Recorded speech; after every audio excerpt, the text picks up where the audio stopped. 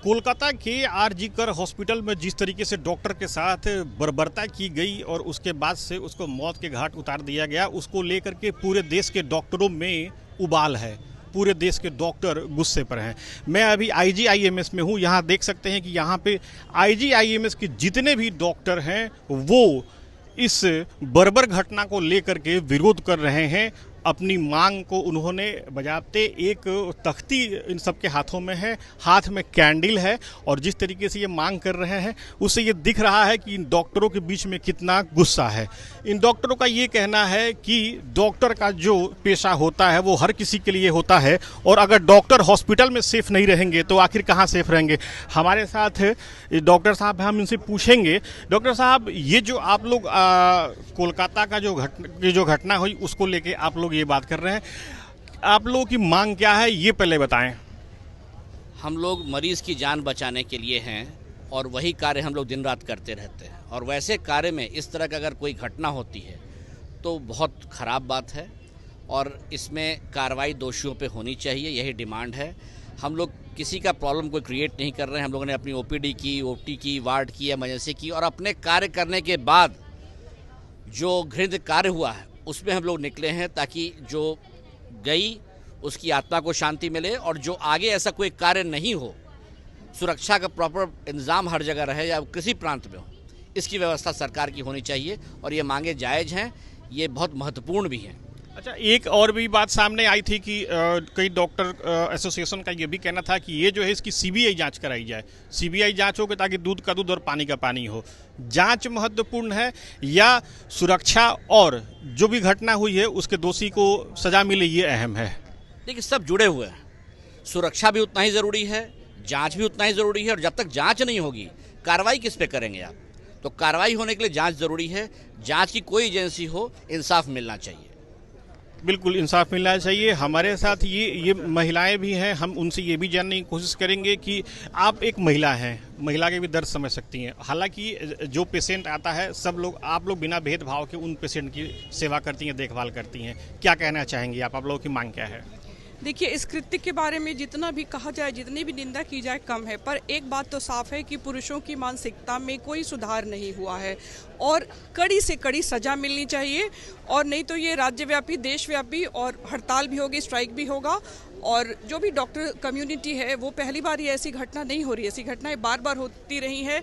लड़कियों के साथ ऐसा हुआ है, लड़कों के साथ भी मारपीट की घटनाएं होती हैं। उनकी सुरक्षा तो बिल्कुल ही खतरे में है, तो इसके लिए सरकार को सोचना चाहिए और कोई कठोर कदम उठाने चाहिए। यानी कि महिलाओं की सुरक्षा तो खैर होनी ही चाहिए, ये बहुत अहम बात है। और अभी जो घटना घट गई वहाँ के भी डॉक्टर दहशत में हैं, वो ये सोच रहे हैं कि कल को ये घटना उनके साथ ना हो जाए। तो ये जो सारा जो चल रहा है, ये जिस तरीके से जिस घटना को अंजाम दिया गया, इस घटना पर तुरंत रोक लगनी चाहिए।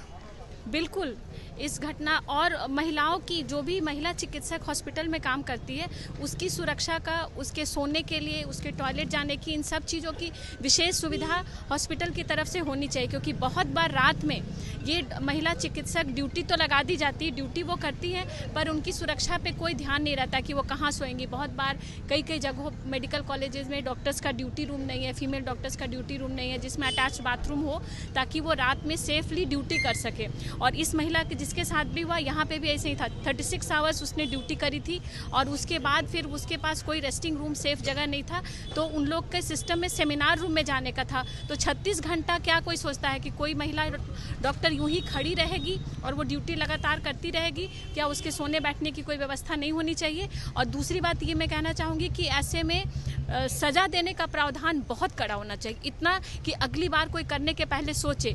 उसको जैसा कि सब डिमांड हो रहा है कि फांसी की सज़ा होनी चाहिए और उसका इमीडिएट एग्जीक्यूशन होना चाहिए। ये सज़ा जो हमारा सिस्टम है उसमें 5 साल, 7 साल, 9 साल तक लगता रहेगा और फिर justice delayed is justice denied. तो उसको जस्टिस नहीं मिलेगा। उसकी माँ का क्या हालत हो रहा है, उस बच्ची ने क्या उस समय महसूस किया होगा, ये 2 मिनट उस जगह पर अपने को रख कर सोचने की बात होती। किस तरह से उसकी कितनी सारी हड्डियाँ तोड़ी गई हैं, किस तरह से उस लड़की को मारा गया है, ये बहुत ही ज़्यादा हम लोग सब करते हैं। बिल्कुल फांसी दी जानी चाहिए और कड़े से कड़ा पनिशमेंट उसको होना चाहिए। ये आप लोगों ने अपने सारे काम को भी किया, किसी मरीज को कोई दिक्कत नहीं हुई, यद्यपि उसके बाद भी आप लोग विरोध प्रदर्शन कर रहे हैं। इसके बाद आप लोग क्या करेंगी? कुछ अगला आप लोगों का कुछ अगर आप लोगों को सोचा है, आप लोगों ने कैंडल मार्च निकाला, आपने भी अपना मौन विरोध भी किया। मार्च निकालना तो बस एक जरिया है कि हम मैसेज दे रहे हैं कि कैसा घिन्न कार्य हुआ है, कैसा जनघन्य कार्य हुआ है। ठीक है, तो अगर इस तरह का कार्य होते रहेगा, इस तरह से फीमेल डॉक्टर्स या फीमेल्स के साथ इस कंट्री में होता रहेगा, तो आगे से तो कोई फीमेल डॉक्टर बनना नहीं चाहेगी। आप समझ रहे हैं ना? तो इस तरह के काम, इस तरह का जो जघन्य, जो मतलब एकदम चीप जो एक्टिविटी है, जो ऐसा मेंटालिटी है, उसको एकदम से रोकना चाहिए।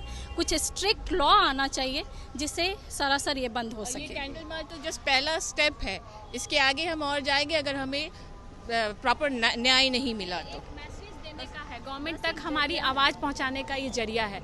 तो जगह जी, जिस तरीके से इन फीमेल डॉक्टर ने स्पष्ट रूप से कहा कि उनको सिक्योरिटी मिलनी चाहिए, न्याय भी मिलना चाहिए, और ये एक जरिया है। अगर इसके बाद भी अगर उनको न्याय नहीं मिलता है तो आगे अपने स्टेप को वो और बढ़ाएंगी। Sujit Kumar, TV9 digital, Patna.